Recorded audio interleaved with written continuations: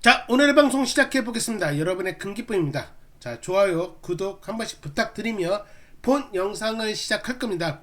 투자 권유 영상 아니기 때문에 착각하지 마시고 시청 부탁드리겠습니다. 바로 시작하겠습니다. 어제 9일이죠.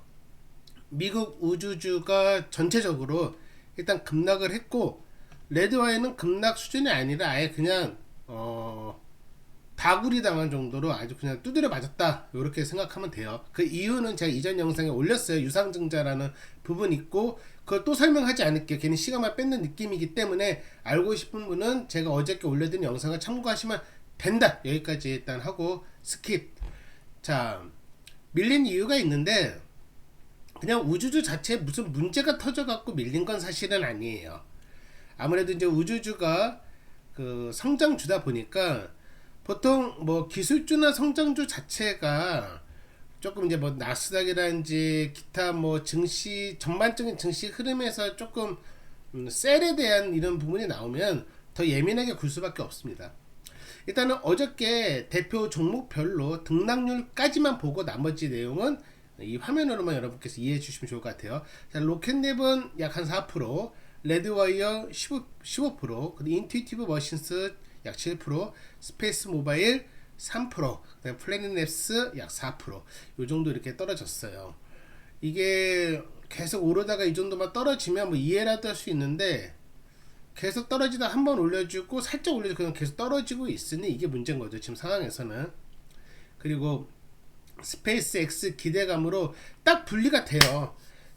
뭐 스페이스 지금 시점에는 이제 뭐 임박했으니까 뭐 스페이스 X가 상장하면 우주 섹터 전체가 다른 애들도 수혜를 볼 것인지 안 볼 것인지 그 손은 이미 떠난 부분이 있고, 이제 다 맞잖아요. 이제 지금 이제 부분은 그거죠. 스페이스 X 상장을 할 건데, 지금 갖고 있는 주식들 뭐 국장이든 미장이든 어지간한 거 다 처리하고 리밸런싱해서 갈 것인지, 아니면 우주주 갖고 있는 거는 뭐 같은 뭐 카테고리 안에 있으니까 그냥 냅둘 것인지, 뭐 그런 부분만 남아 있는 거예요. 저는 일단은 굳이 뭐 옮길 필요는 없을 것 같아서 저는 일단 냅두긴 할 건데, 이게 뭐 굿초이스가 될지 아니면 뭐 어떻게 될지는 사실 모르죠. 네. 일단 제 선택은 그렇다. 네. 뭐 제가 정답은 아니니까 참고 뭐 할 필요도 없고, 아 금기쁨은 이 사람은 그냥 뭐 우주 섹터 갖고 있는 거, 뭐 노켓nem이나 뭐 레드와이어, 뭐 스페이스 모바일 이런 거는 그냥 홀딩 하는가 보다, 뭐 요 정도 생각하시면 좋을 것 같아요.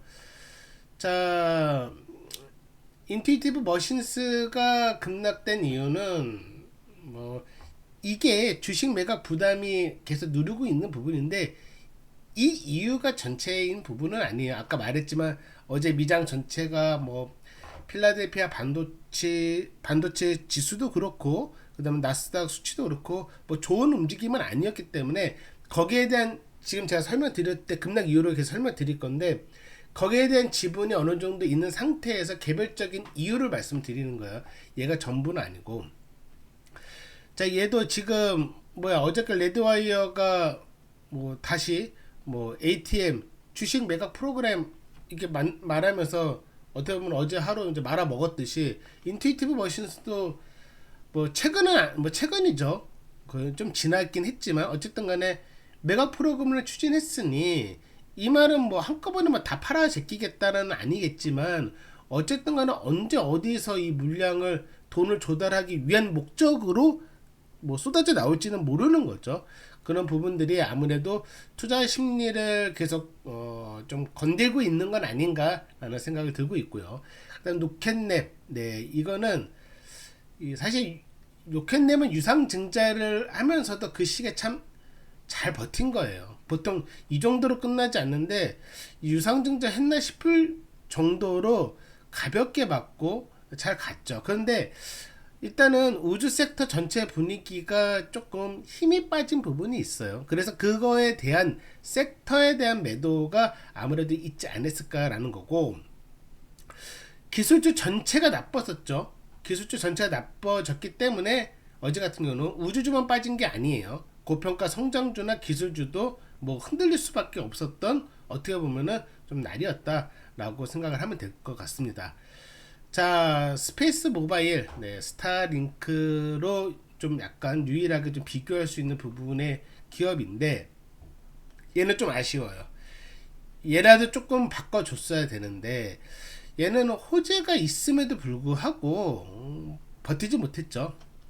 로켓넷처럼 이제 섹터에 대한 가격 부담도 있고 섹터에 대한 매도죠.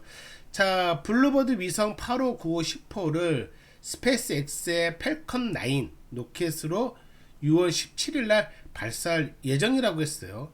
충분히 호재였었고 그 장 초반에는 이 뉴스 때문에 $100가 넘기도 했는데 막판에 힘을 쓰지 못하고 그대로 쪼그라지고 말았죠. 네. 자, 플래닛 네스. 네. 얘도 뭐 딱히 큰 이유를 정하기보다도 우주 테마 섹터가 좀 약해진 부분, 이 부분에 따라서 운명을 함께 하고 있다. 네, 그렇게 보면 될 것 같아요. 아무래도 우주 테마 전체에 대한 어느 정도 차익 실현, 그 다음에 투자 심리 약화, 이런 부분들이 플래닛 넵스도 비껴갈 수는 없었다라는 거죠.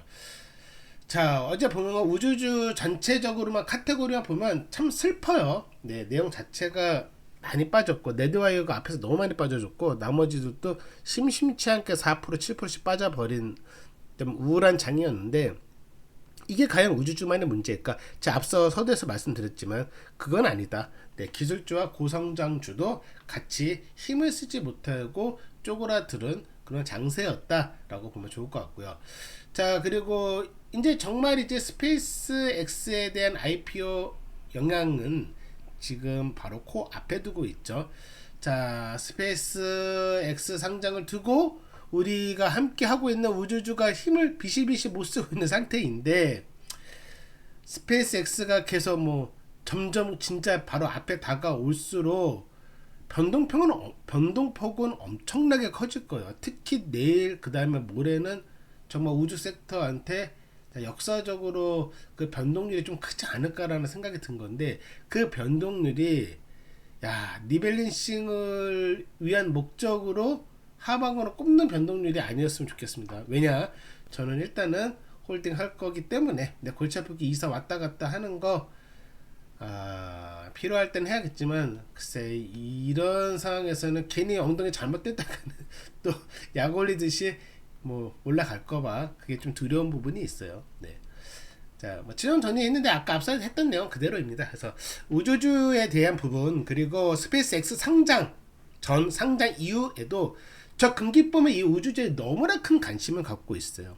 관심을 갖고 있는 사람이 우물에 물도 더 판다고 계속 정보를 수집해서 여러분하고 소통할 수 있을 것 같습니다. 그러기 위해서는 좋아요는 그리고 구독은 좀 반필수라고 할 수 있겠죠. 자, 오늘의 영상은 여기까지 하도록 하겠습니다. 시청해주셔서 감사합니다.